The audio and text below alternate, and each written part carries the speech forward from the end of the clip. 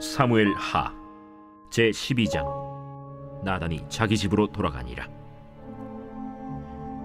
우리아의 아내가 다윗에게 낳은 아이를 여호와께서 치심에 심히 앓는지라.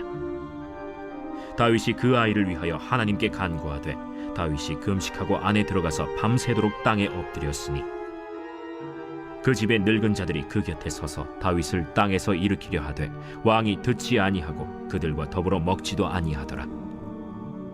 이레 만에 그 아이가 죽으니라. 그러나 다윗의 신하들이 아이가 죽은 것을 왕에게 아뢰기를 두려워하니 이는 그들이 말하기를 아이가 살았을 때에 우리가 그에게 말하여도 왕이 그 말을 듣지 아니하셨나니 어떻게 그 아이가 죽은 것을 그에게 아뢰 수 있으랴. 왕이 상심하시리로다. 다윗이 그의 신하들이 서로 수군거리는 것을 보고 그 아이가 죽은 줄을 다윗이 깨닫고 그의 신하들에게 묻되 아이가 죽었느냐? 죽었나이다 하는지라.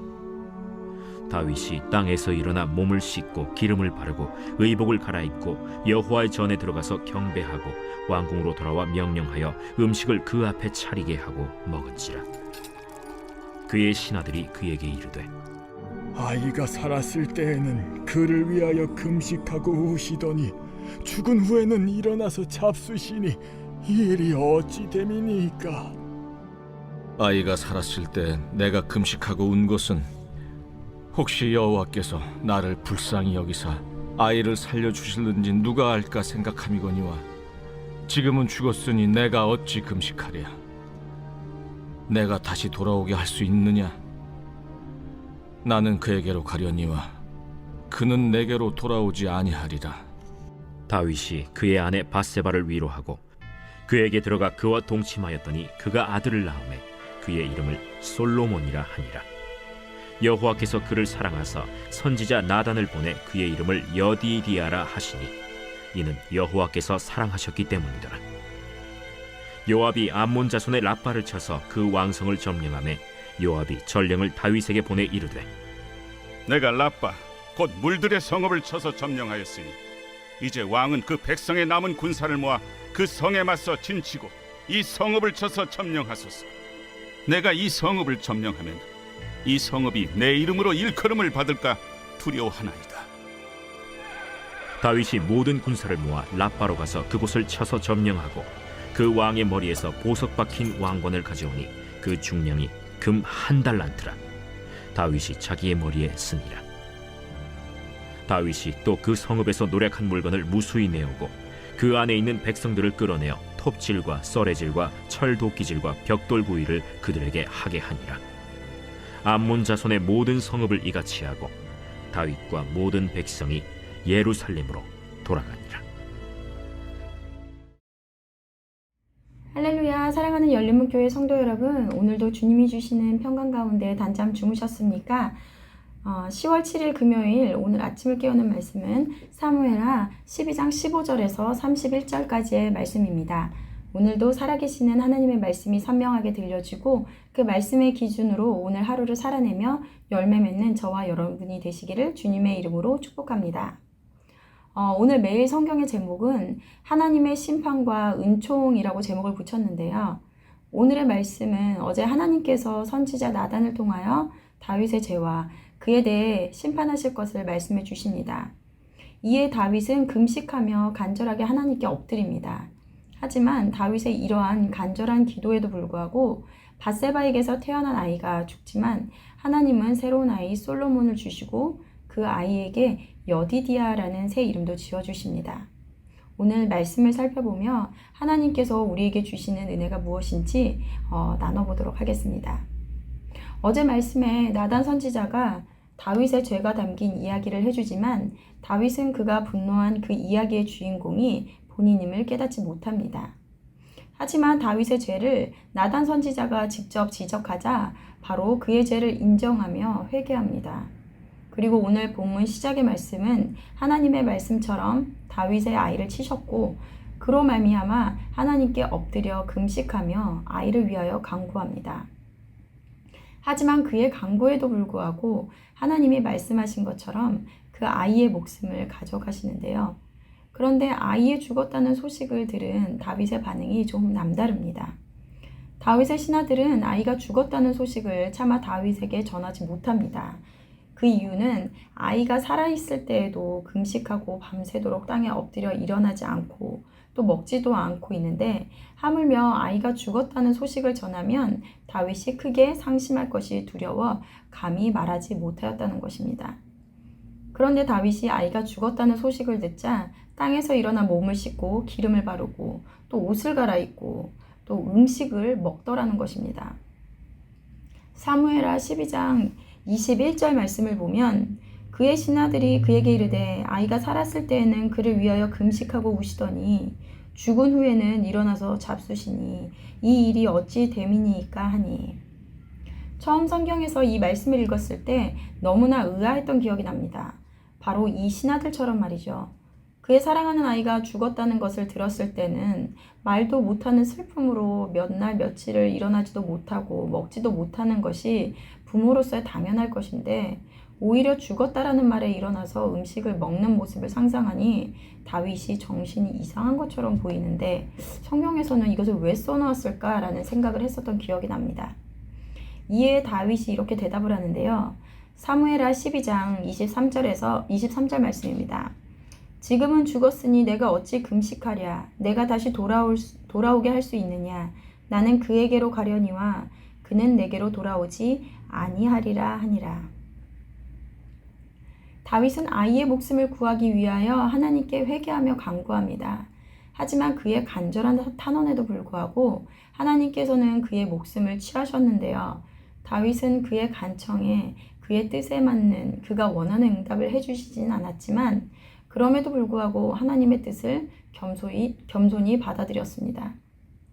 나단 선지자의 말에 바로 그의 죄를 인정하며 회개하는 다윗, 그리고 하나님의 행하신 일에 대하여 그것이 절대 받아들여질 수 없는 것이라도 그것에 바로 순종함으로 받아들이는 다윗의 모습을 볼 수 있습니다.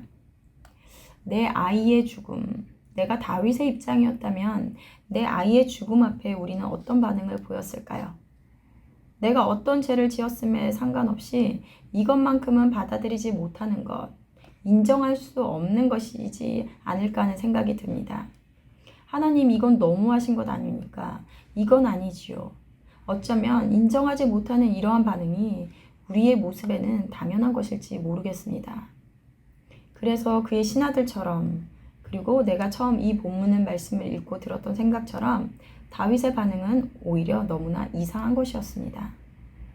우리는 하나님의 절대 주권을 인정합니다. 하지만 각자 자신들이 정해놓은 한계 안에서라는 생각을 합니다. 절대 주권이라는 것은 무엇입니까? 하나님은 내 삶의 최고의 권위자이시며 모든 일들이 하나님의 통치하에 있다는 것을 인정하는 것입니다. 이 말은 또한 하나님의 허락 없이는 아무것도 일어날 수 없으며 하나님의 자기 의지에 따라 이 모든 것을 행하신다는 것입니다. 하지만 저도 그렇고 또 주위를 보면 이러한 것은 인정하지만 이것만큼은 안 됩니다 하는 부분이 있음을 보게 됩니다. 사람마다 그 인정할 수 없는, 내어주지 못하는 것이 다 다를 텐데요. 아마 부모인 우리들의 자녀이지 않을까 싶습니다. 제가 여기까지는 하나님의 주권을 인정하지만 이 영역만큼은 제 생각과 다르면 받아들이지 못하겠습니다 하는 영역이 있으십니까? 다윗에게는 그것이 우리와 다름이었습니다. 완전하게 그의 모든 삶에서 하나님의 행하심을 받아들이는 것, 그것이 나에게는 절대 용납될 수 없음에도 바로 엎드려 순종하는 모습, 이것이 처음 말씀을 대했을 때 이상한 것 같아 보이던 다윗의 반응이 이제는 왜 하나님께서 다윗을 그토록 사랑하시는지 그 이유를 깨닫게 됩니다. 사무엘하 12장 24절과 25절 말씀을 보면 다윗이 그의 아내 밧세바를 위로하고 그에게 들어가 그와 동침하였더니 그가 아들을 낳음에 그의 이름을 솔로몬이라 하니라. 여호와께서 그를 사랑하사 선지자 나단을 보내 그의 이름을 여디디아라 하시니 이는 여호와께서 사랑하셨기 때문이더라. 하나님께서 그를 사랑하사 선지자 나단을 보내 아이의 이름을 여디디아라고 지어주셨는데 그 뜻은 여호와께 사랑을 입었다라는 뜻입니다. 아이가 태어나면 아이의 이름을 누가 지어주나요? 바로 그를 가장 사랑하는 부모님이 이름을 지어줄 것입니다. 저도 우리 서연이와 승윤이가 태어났을 때 며칠을 고민하며 아이와 잘 어울리고 또 좋은 뜻을 가진 이름을 찾기 위해서 고민하며 또 서로 이야기하고 한자의 뜻 하나하나를 찾아보고 했던 기억이 납니다. 이렇듯 하나님께서는 다윗의 죄에도 불구하고 그를 버리는 것이 아니라 사랑하셔서 밧세바에게서 태어난 그 아이도 사랑하셨습니다. 그리고 이름을 지어주셨는데요. 죄를 깨닫고 하나님께로 다시 돌아온 다윗을 보며 기뻐하시는 하나님의 모습을 떠올리게 됩니다. 오늘 저는 본문 말씀 여호와께서 사랑하셨기 때문이더라 이 말씀을 계속 되뇌었는데요. 어쩌면 우리가 다윗보다 더한 죄인임에도 불구하고 우리를 끝까지 사랑하시는 하나님, 때로는 우리의 죄된 본성 때문에 하나님의 뜻과는 다른 길로 엇나갈 때 우리를 심판하심은 다윗이 심판으로 인하여 그가 다시 하나님을 찾고 신앙이 회복되었던 것처럼 우리를 사랑하심으로 하나님께로 이끄는 그런 수단임을 깨닫게 됩니다. 죄에 대한 심판은 하시되 그 심판이 우리를 벌하시거나 내치시려는 것이 아니라 우리를 하나님께로 끝까지 이끄시기 위함임을, 그리고 심판의 밑에는 우리를 향한 하나님의 사랑이 깔려 있음을 깨닫습니다. 이 모든 것이 여호와께서 우리를 사랑하셨기 때문이더라. 오늘 이 말씀을 깊이 묵상하며 깊고 깊은 하나님의 사랑을 온전히 느끼는 하루가 되시기를 주님의 이름으로 소망합니다. 다 같이 기도하시겠습니다. 사랑하는 하나님 감사합니다. 오늘 말씀을 보면 우리가 감히 하나님의 그 크신 사랑을 헤아릴 수 있을까 하는 생각이 듭니다. 눈앞에 보이는 심판과 같고 하나님이 너무하신다고 생각되는 상황들 속에서 우리는 원망하고 불평할 때가 있습니다. 하지만 그 안에서 우리가 말 안 듣는 자녀임에도 불구하고 끝까지 우리의 길을 인도하시는 하나님의 깊은 뜻을 보게 됩니다. 그 하나님의 사랑 앞에 우리가 다윗과 같이 정말 내 삶의 주관자이신 하나님께 순종할 수 있는 우리가 될 수 있도록 우리를 깨닫게 하시고 우리를 인도하여 주시옵소서. 늘 우리와 함께 하시며 사랑하시는 우리 주 예수 그리스도의 이름으로 기도드렸습니다. 아멘. 내일은 토요 새벽 예배가 있는 날입니다. 모두 기도의 자리로 나와 하나님의 깊고 충만한 사랑을 느끼고 경험하시는 저와 여러분들이 되시기를 주님의 이름으로 기도합니다. 아침을 깨우는 말씀은 월요일 아침에 다시 찾아뵙겠습니다.